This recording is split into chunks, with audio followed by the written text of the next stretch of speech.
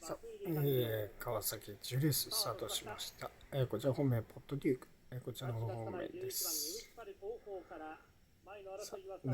7番のホットデューク、こちらです。7番ポットデューク、3番手、差のないところ4番のプレストビーナス、1番の K2 ユーロ、ここは広がって3番エースクイーン、8番フラワーガール S、外目は10番のマナコアです。中段あたりまで広がった体勢。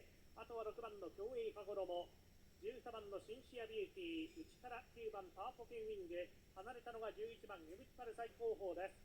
先頭は2番のポットデューク外回しますか。4コーナーカーブから直線。2番手5番ちょっとこれじゃ届かないですね。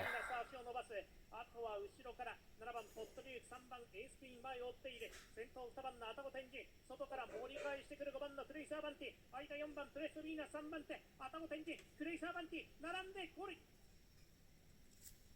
最後3番